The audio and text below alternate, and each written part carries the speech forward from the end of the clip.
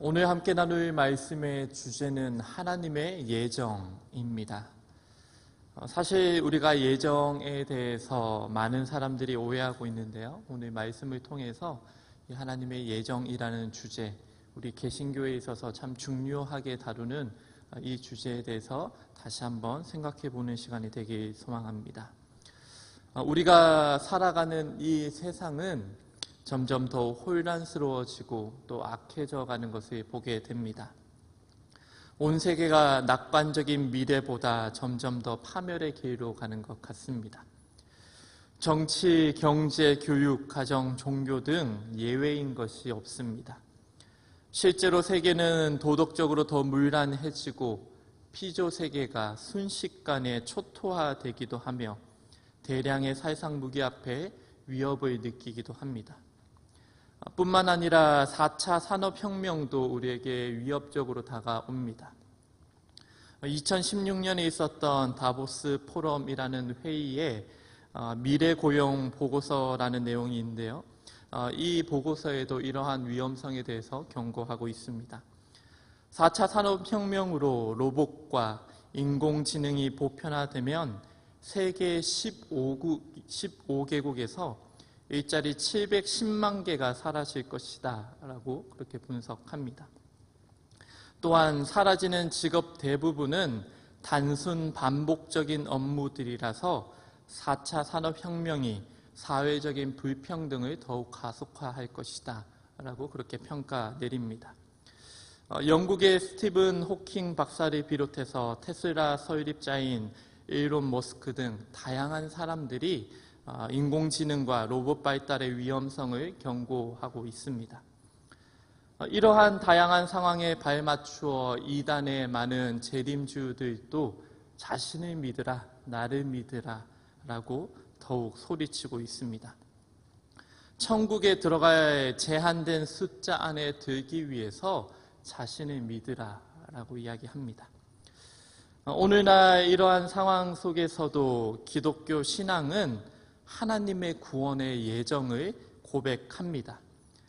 하나님께서 창조하신 모든 것, 즉 인간을 포함한 모든 피조물들을 구원하기로 예정하셨다라는 이 사실을 믿음으로 고백하는 것입니다. 하나님은 인간들을 통하여서 다른 인간들뿐만이 아니라 모든 피조세계 역시 구원받기를 원하신다라는 것입니다. 결국 예정이란 파멸의 길을 걸어가고 있는 이 세계에 대한 하나님의 구원의 약속이며 하나님이 그 뜻을 반드시 이루겠다고 이 세상에 하시는 선전포고와 같습니다. 이 세상이 아무리 악할지라도 하나님은 이 세상을 구원하기로 확정하셨습니다. 악의 세력이 아무리 강할지라도 하나님은 그 세력을 이기시고 반드시 승리하실 것입니다. 그러므로 기독교 신앙은 모든 피조물의 구원을 예정하신 하나님의 부르심에 응답하고 지금 또 이루어가고 계신 그 구원의 역사에 동참해야 합니다. 이것이 예정이 가르치는 첫 번째 중요한 사항입니다. 하나님의 예정에 관한 신학, 즉 이 예정론이 가르치는 중요한 또 한 가지는 인간과 피조세계의 구원은 우리의 노력이 아닌 하나님의 영원한 예정, 즉 하나님의 무한하신 사랑과 은혜로 가능하다라는 것을 이야기합니다. 사실 예정론에 대한 오해와 논쟁도 많지만 그럼에도 불구하고 예정론을 강조하는 이유가 여기에 있습니다. 그렇다면 예정에 대한 오해가 어떤 것이 있는지 우리가 한번 살펴볼 필요가 있을 텐데요. 흔히 듣는 오해는 이런 것들이 있습니다. 내가 삶에서 어떤 결정을 할지, 또 어떻게 살아갈지, 또 누구를 만나 결혼하고 어떤 일을 할지 등등에 대한 문제에 대해서 하나님께서 미리 다 결정해 놓으셨다라는 오해입니다. 사람들이 이것을 예정이라 생각한다라는 것이지요. 그러나 이것은 예정에 대한 잘못된 이해입니다. 그리고 또 다른 오해 중에 중요한 것은 하나님은 세상을 창조하기 이전에 이미 구원받을 사람과 멸망받을 사람을 예정하셨다라는 주장입니다. 흔히 이런 생각을 이중 예정설이다라고 이야기합니다. 이중으로 예정하셨다라는 이야기인데요. 즉 하나님은 구원받을 사람들과 멸망받을 사람들을 명백하게 나누셨고 그들의 구원을 예정하는 동시에 누군가의 멸망을 예정하셨다라는 생각입니다. 결국 구원의 예정과 멸망의 예정, 선택의 예정과 버림의 예정을 의미하는 것입니다. 사실 성경과 전혀 무관하게 이런 주장이 나온 것은 아닙니다. 예를 들어서 이삭과 야곱은 선택받았으나 이스마엘과 에서는 버림받은 것처럼 성경이 이야기하고 있습니다. 이런 이야기들이 성경 여러 곳에서 등장하지요. 이런 이야기들을 근거로 하여서 선택과 버림에 대한 예정이 있다라고 주장해 온 것입니다. 따라서 이렇게 충분히 생각할 수도 있다라는 것이죠. 그러나 이러한 이중 예정설은 여러 가지 문제점을 가지고 있습니다. 첫째는 인간의 의지와 자유가 인정되지 않는다라는 것입니다. 하나님은 선을 행할 수도 있고 악을 행할 수도 있는 의지의 자유를 인간에게 주셨다라고 말씀하십니다. 그래서 인간이 하나님께 순종할 수도 있고 불순종하여 선악과를 따먹을 수도 있습니다. 복음을 믿고 구원을 받을 수도 있고 복음을 거절하여 계속 저주의 상태에 머물러 있을 수도 있습니다. 이것은 자신의 자유로서 스스로 결단해야 할 문제이지요. 그러나 만약 하나님이 구원과 멸망을 미리 정하여 놓았고 우리의 구원과 멸망이 예정에 따라서 이루어진다면 우리 인간의 결단과 자유는 무의미한 것이 되는 것이지요. 그리고 둘째로 선택받을 사람과 버림받을 사람이 예정되어 있다면 예수 그리스도의 고난과 복음 그리고 하나님의 구원의 능력은 선택받기로 예정된 사람들만을 위한 것이다 라고 말할 수밖에 없습니다. 십자가에서 죽으심이 그저 선택받은 일부 사람들만을 위한 것이다 라는 것이지요. 만약 그렇다면 그리스도는 모든 사람의 구원자라 말할 수 없게 되는 것입니다.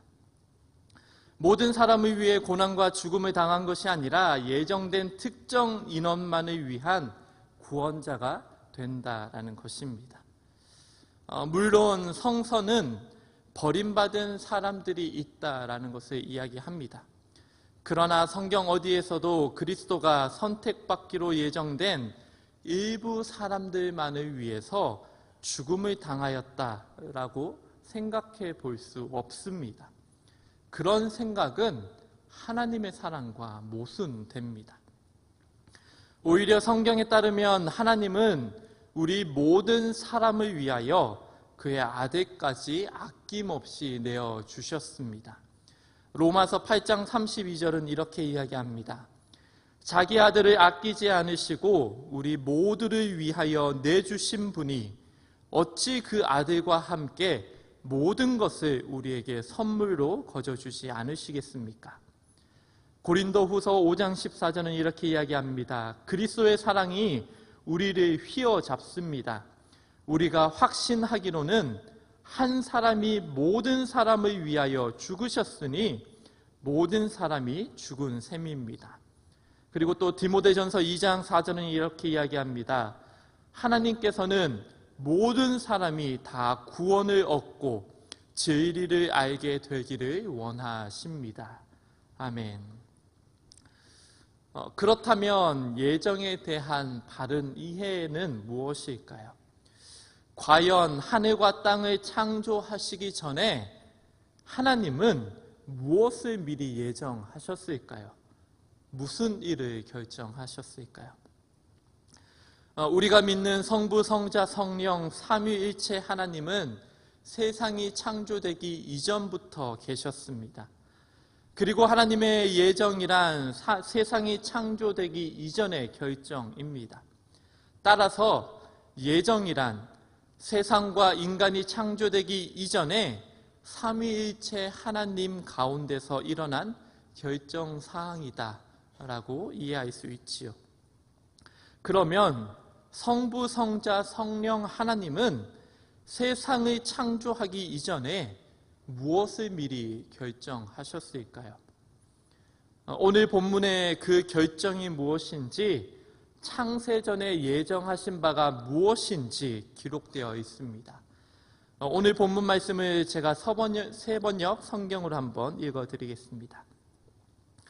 하나님께서 세상을 이처럼 사랑하셔서 외아들을 주셨으니 이는 그를 믿는 사람마다 멸망하지 않고 영생을 얻게 하려는 것이다.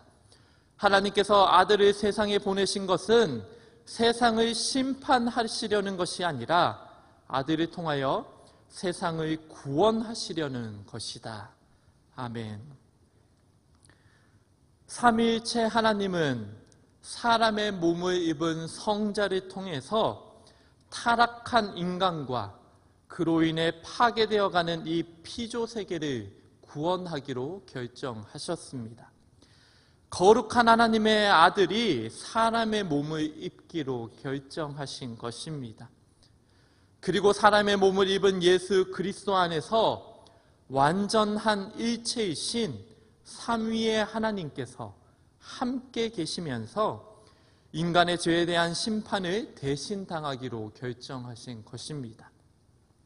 그리하여 모든 사람에게 구원으로 들어올 수 있는 문을 열어주신 것이지요. 하나님의 고난당하심과 자기 낮추심으로 말미암아 인간을 구원하고 다시 높여주시기로 결정하신 것입니다. 이것이 이 세상이 창조되기 이전에 일어난 삼위일체 하나님의 절대적인 결정입니다. 이것이 곧 하나님의 예정입니다. 창조 이전에 일어난 하나님의 예정은 하나님 자신의 고난을 통한 모든 피조물의 구원과 새로운 창조를 이루겠다는 확고한 결정입니다. 이런 하나님의 일부는 선택하여 구원하시고 일부는 멸망당하기로 결정해 놓으셨다라는 것, 이것은 상상조차 할 수 없는 일이지요. 만일 아버지가 그 자식을 진심으로 사랑한다면 그 아들이 아무리 나쁜 일을 했을지라도 진심으로 뉘우치고 돌아올 때 그 아들을 받아줄 수밖에 없을 것입니다. 하물며 우리 하나님의 사랑에는 한계가 없으십니다. 그러므로 누군가는 멸망하기로 예정되어 있다는 것은 하나님을 심각하게 오해하는 것이지요. 물론 성경에는 하나님이 인간을 버리셨다라는 표현하는 구절들도 나와 있습니다. 잘 아시는 것처럼 이집트 왕 파라오의 마음을 완강하게 하십니다. 또 로마서에는 사람들이 마음의 정욕대로 행하도록 내버려 두셨다라고 이야기하기도 합니다. 그러나 바로가 그렇게 완고했던 것은 인간들이 정욕대로 행하며 눈과 귀가 멀었던 것은 그렇게 예정하셨기 때문이 아니라 그들이 하나님의 뜻에 순종하지 않고 하나님을 버렸기 때문입니다. 인간이 하나님의 버림을 받은 것은 영원전부터 예정되었기 때문이 아니라 그들에게 주신 자유의지를 가지고 그들 스스로 하나님을 버렸기 때문입니다. 하나님께서 그들의 눈과 귀를 어둡게 만든 것이 아니라 눈과 귀가 어둡던 그들을 그들 마음대로 행하도록 내버려 두셨기 때문입니다. 그저 자신들의 정욕을 따라간 결과이다라는 것이지요. 오히려 하나님은 자신이 대신 고난받으심으로 우리 모든 사람을 구원하시고자 하십니다. 또한 구원받은 사람들을 통해 다른 모든 피조물들도 구원하시고자 하십니다. 오늘 본문을 통해 주님을 통해서 드러난 삼위일체 하나님의 뜻, 즉 하나님이 이처럼 사랑하시는 온 세상을 위해 하나님의 아들이 버림받기로 결정하신 것입니다. 삼위일체 하나님은 온 피조 세계가 이제는 더 이상 죽음과 고통도 울부짖음과 슬픔도 없는 하나님의 나라가 되기를 원하십니다. 이것이 바로 하나님의 궁극적인 의도이시며 이 땅이 창조되기 이전에 결정된 일입니다. 이것이 하나님의 아들을 보내신 이유이지요. 그렇다면 하나님의 나라를 상속받은 사람들은 이제 어떻게 살아야 할까요? 하나님의 사명을 받고 이 땅에 오신 예수 그리스도를 구주로 고백하는 우리인데 그런 우리의 사명은 무엇입니까? 우리는 지금 또 이루어져 가고 있는 하나님의 예정하신 뜻에 같은 마음을 품고 동참하는 일꾼이 되어야만 합니다. 하나님의 나라의 백성으로서 하나님의 나라가 이 땅 가운데 이루어지는 일에 동참해야 한다라는 것입니다. 바로 여기에 선택받은 사람들의 사명이 있습니다.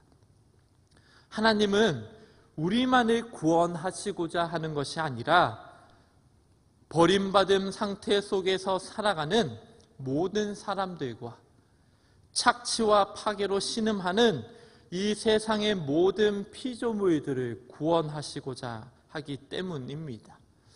이것은 제 얘기가 아닙니다. 성경에서 계속적으로 이야기하는 바입니다. 수천 년 동안 우리에게 반복해서 외치시는 말씀입니다. 이러한 하나님의 뜻에 대해 궁극적인 근거를 우리는 그리스도에게서 발견합니다. 주님은 참으로 하나님이셨습니다. 그러나 주님은 버림받은 상태 속에서 살아가는 피조물의 세계로 들어와 하나님 나라의 복음을 선포하셨습니다. 내가 세상을 이렇게 사랑한다고 미치도록 사랑하고 포기할 수 없어서 참혹하고 잔인하기 그지없는 십자가를 예정하셨다 말씀하십니다. 그리고 반드시 죽음을 이기고 살아날 것이라고 선포하신 것입니다. 이러한 그리스도의 삶 속에서 우리는 먼저 구원받은 사람들이 살아가야 할 그 길을 발견하게 됩니다. 우리는 그리스도를 통하여 구원받은 자인 동시에 예수를 뒤따르는 구원의 일꾼이 되어야 합니다. 우리는 그리스도의 작은 빛입니다. 우리는 작은 빛들로서 그리스도를 비추고 그의 오심을 예비해야만 합니다. 우리는 그리스도처럼 이 세계에 소위 힘없고 지혜 없는 자들 속으로 들어가서 하나님의 뜻을 이루는데 동참해야 합니다. 삼위일체 하나님의 예정하신 바에 응답하여 이 땅에 오셨던 예수님은 자신의 원래 신분을 자랑하거나 도치경에 빠져있지 않으셨습니다. 오히려 창녀들, 세리들, 가난하고 힘없는 사람들과 삶을 나누시고 그들에게 하나님 나라의 복음을 전하셨습니다. 그는 웃는 자들과 함께 웃고 우는 자들과 함께 우셨습니다. 그리고 마침내 하나님의 나라가 이 땅 위에 세워지도록 하기 위해 십자가의 그 처절한 고통을 당하셨습니다. 따라서 그 예수 그리스도를 따르는 우리도 그리스도의 고난에 동참해야만 합니다. 세상이 창조되기도 전에 삼위일체 하나님은 이러한 결정을 내리셨고 예수 그리스도를 통해 우리 곁에 친히 내려오셨습니다. 하나님의 낮아지심, 그로 인하여 모든 인간에게 구원의 문이 열렸습니다. 그리고 지금 이 순간도 그토록 사랑하시는 이 세상을 구원하시고자 성령 하나님을 통하여 일하고 계십니다. 그리하여 마침내 그날에는 죽음도 아픔도 눈물도 슬픔도 없는 하나님의 나라가 완성될 것입니다. 이것이 예수 그리스도를 통해 드러난 하나님의 예정하심입니다.